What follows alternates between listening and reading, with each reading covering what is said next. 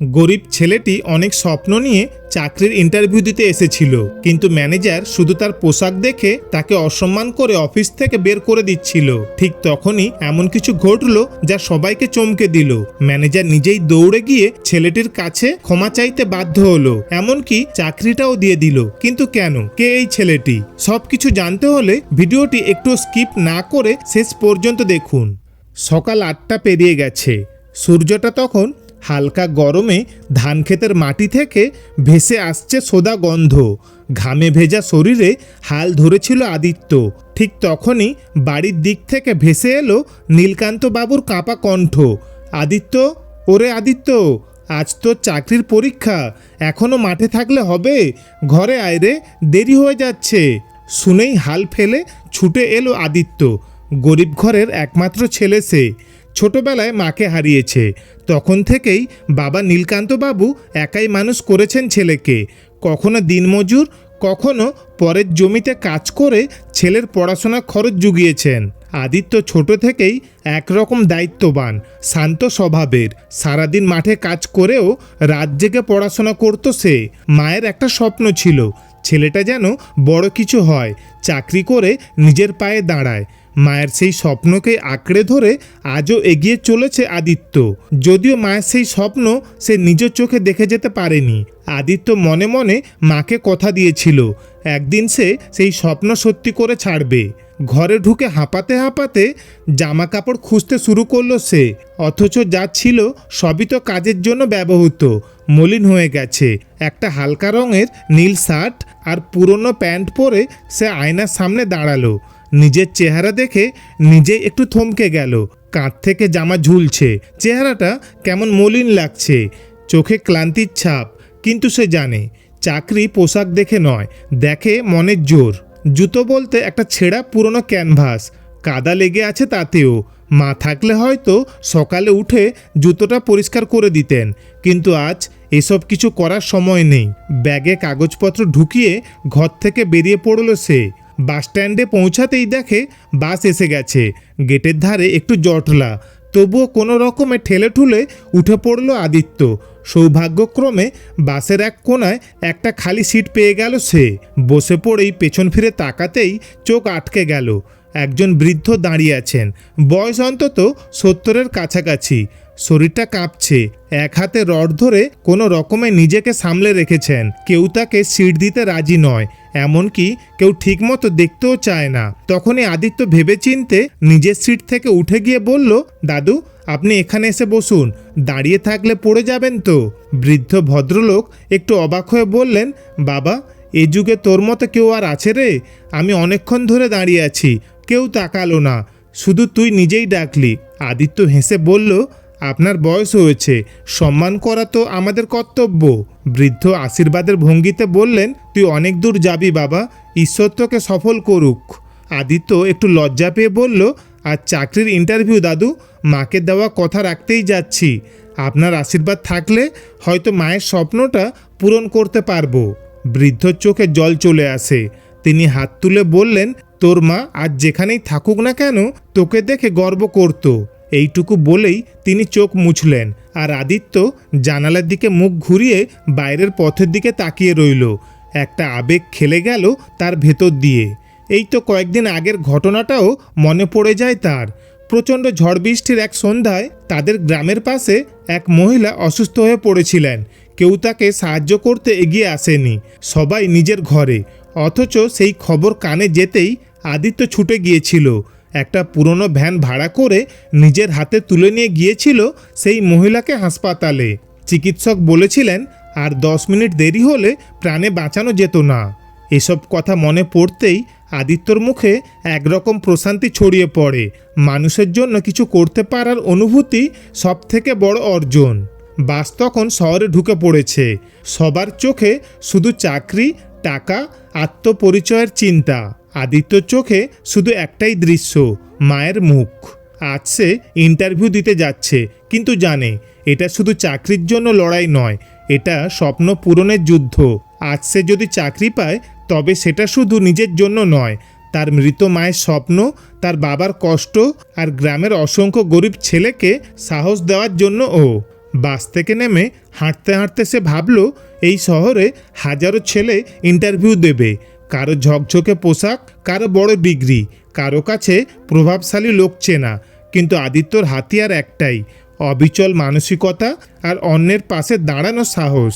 গেটের সামনে সে দাঁড়িয়ে পড়ল আদিত্য, একটা দীর্ঘশ্বাস ফেলল, চোখের কোণে এক ফোঁটা জল জমে উঠল, কিন্তু সঙ্গে সঙ্গেই হাত দিয়ে মুছে নিল। চোখ তুলে তাকাতেই চোখে পড়ল বিশাল 4তলা অফিস বিল্ডিংটা, সাদা মার্বেলের দেওয়ালে চকচকে কাঁচের জানালা, আর সামনে বড় করে কোম্পানির নাম লেখা। এটা সেই জায়গা যেখান থেকে আজ তার জীবনের নতুন অধ্যায় শুরু হতে পারে। হঠাৎই আদিত্য নিচের দিকে তাকিয়ে দেখে একটা মানিব্যাগ পড়ে আছে। সে থমকে দাঁড়ায়, একটু আশেপাশে তাকিয়ে দেখে দু একজন মানুষ ব্যস্তভাবে হেঁটে যাচ্ছে, কিন্তু কেউই মানিব্যাগটা দেখেনি।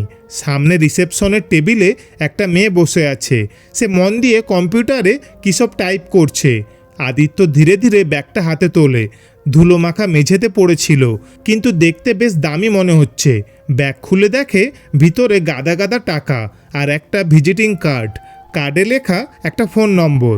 নিজের কাছে ফোন নেই, তাই একটু দ্বিধা নিয়েই সে রিসেপশনের দিকে এগিয়ে যায়। মেয়েটির সামনে গিয়ে একটু কুণ্ঠিত ভঙ্গিতে আদিত্য বলল, দিদি, একটা ব্যাগ পেয়েছি, কার জানি না, তবে ভেতরে একটা কার্ড আছে, ফোন নম্বর লেখা। যদি একটু ফোন করে জানিয়ে দেন যেন প্রমাণ দেখিয়ে এসে ব্যাগটা নিয়ে যান, ভালো হয়। আর বলবেন যেন তাড়াতাড়ি আসেন, আমার ইন্টারভিউতে দেরি হয়ে যাচ্ছে। রিসেপশনের মেয়ে একটু চমকে তাকায় আদিত্যর দিকে। তার মলিন জামা কাপড় দেখে হয়তো প্রথমে একটা ধারণা হয়েছিল, কিন্তু আদিত্যর গলার স্বর আর চোখের সরলতায় মেয়েটি অবাক হয়। সে ফোনটা করে। মাত্র 5 মিনিটের মধ্যে ছুটে আসে এক কোট পরা লোক, মাঝবয়সী, গম্ভীর মুখ। তার চোখে ধরা পড়ে অস্থিরতা। সে এসে বলল, হ্যাঁ, আমি হারিয়ে ফেলেছিলাম ব্যাগটা, আমার ব্যাগটা।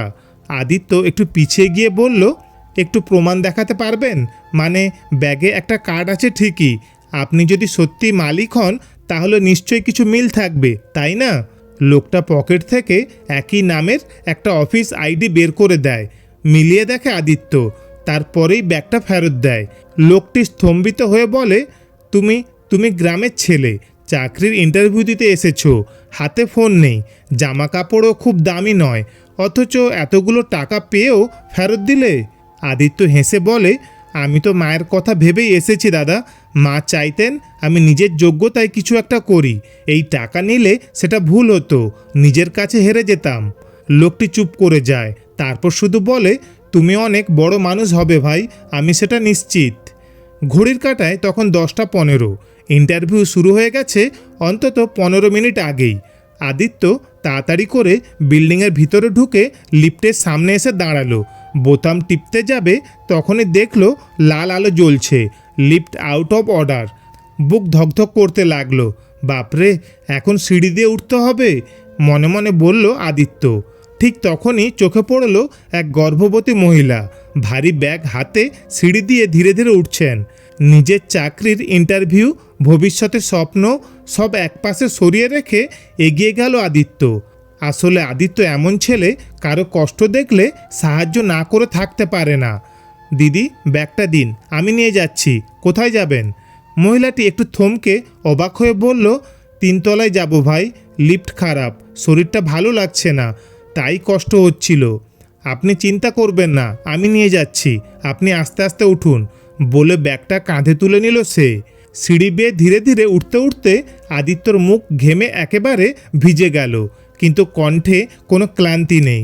3তলায় পৌঁছে মহিলাটি হালকা হাঁপাতে হাঁপাতে বললেন, ভাই, আজকাল তো কেউ সাহায্য করে না, তুমি এত ভালো, ভগবান তোমার মঙ্গল করুক।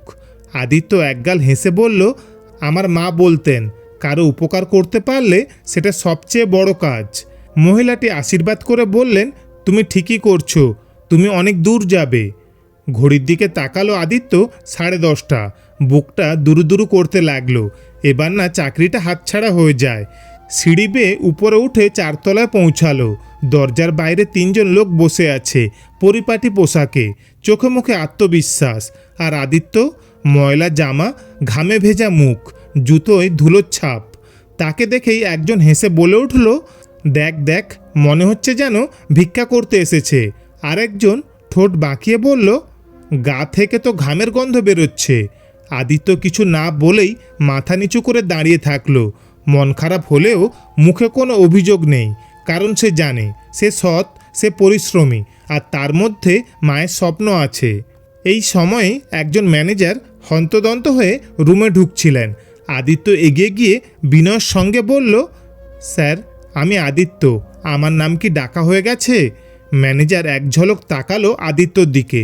ছেঁড়া প্যান্ট, সস্তা জুতো, ভিজে জামা, মুখে ক্লান্তির ছাপ, আর সেই ঘামের গন্ধ। মুখ বিকৃত করে বলেই ফেললেন, তুমি চাকরি করতে এসেছো নাকি ভিক্ষা করতে? এখান থেকে এখনই বেরিয়ে যাও। একটুও প্রেজেন্টেশন নেই, নিজের যত্ন করতে জানো না, এসেছো অফিসে। আদিত্যর গলা কেঁপে উঠল, কিন্তু সাহস করে বলল, স্যার, আমি গরিব মানুষ, অভাবের মধ্যে বড় হয়েছি স্যার। বাবা অনেক কষ্ট করে আমাকে মানুষ করেছেন। মা চাইতেন আমি একজন ভালো মানুষ হই, কিছু করি। ম্যানেজার রেগে গর্জে উঠলেন, থামো, তোমার কাহিনী শুনতে আসিনি আমি, বেরিয়ে যাও এখান থেকে। আদিত্য কষ্টে চোখের জল চেপে রেখে বাইরে বেরিয়ে যেতে লাগলো। রুমে বসে থাকা অন্য প্রার্থীরা তখন খিকখিক করে হাসছিল। কেউ কেউ বলল, ঠিক হয়েছে। ঠিক তখনই ম্যানেজারের ফোন বেজে উঠল। হ্যালো স্যার, তোমার ইন্টারভিউ রুমে একজন ছেলেকে তুমি অসম্মান করে বের করে দিলে কেন? স্যার, ও তো একটা ছেঁড়া জামা পরা ছেলে, প্রচণ্ড গায়ে গন্ধ। চুপ, এখনই তার কাছে ক্ষমা চাও, না হলে কাল থেকে তুমি আর এই কোম্পানিতে থাকবে না। ম্যানেজার মুখ ফ্যাকাশে হয়ে গেল। হন্তদন্ত হয়ে অফিসের বাইরে এসে দেখল আদিত্য চোখের জল মুছতে মুছতে বেরিয়ে যাচ্ছে। এই ছেলে, থামো প্লিজ, খুব ভুল হয়ে গেছে, আমি তোমায় ভুল বুঝেছিলাম, দয়া করে আমাকে ক্ষমা করো। মালিক স্যারের কক্ষে তোমায় নিয়ে যেতে হবে। বাকি যেসব প্রার্থী বসেছিল তারাও পেছনে পেছনে এসে দেখতে চাইল আসলে কি ঘটেছে, আর তারা দেখে অবাক হয়ে গেল।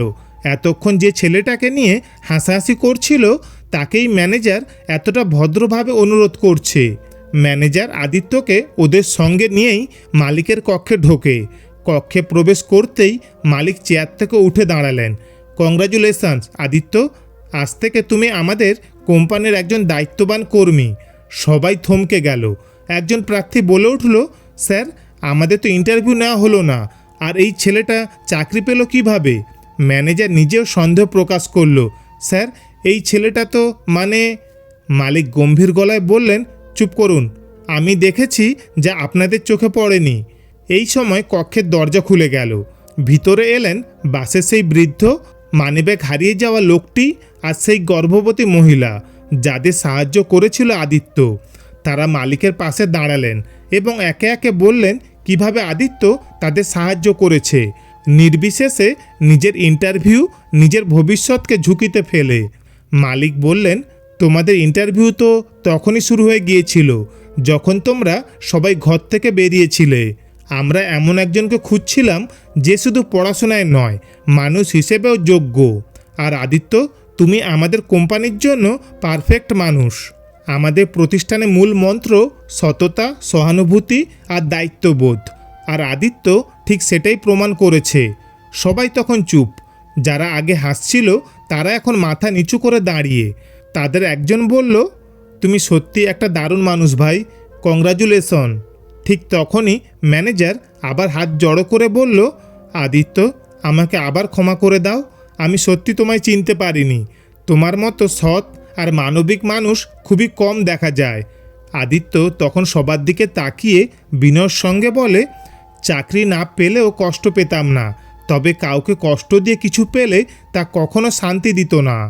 আসলে জীবনের বড় হওয়ার জন্য শুধু ডিগ্রি নয়, দরকার ভালো মন, সহানুভূতি আর সততা। যোগ্যতা তো শুধু কাগজে নয়, মানুষের ব্যবহারেও ফুটে ওঠে। আদিত্যর মতো সৎ, সাহায্যপ্রবণ আর সাহসী মানুষই আমাদের সমাজে সত্যিকারে পরিবর্তন আনতে পারে। তো বন্ধুরা, আজকের এই গল্পটি তোমাদের কেমন লাগলো অবশ্যই কমেন্ট করে জানিও। আর গল্পটি ভালো লাগলে লাইক ও শেয়ার করে দিও। আর আমাদের এই চ্যানেলটি সাবস্ক্রাইব করে পাশে থেকো। ধন্যবাদ, ভালো থাকবেন।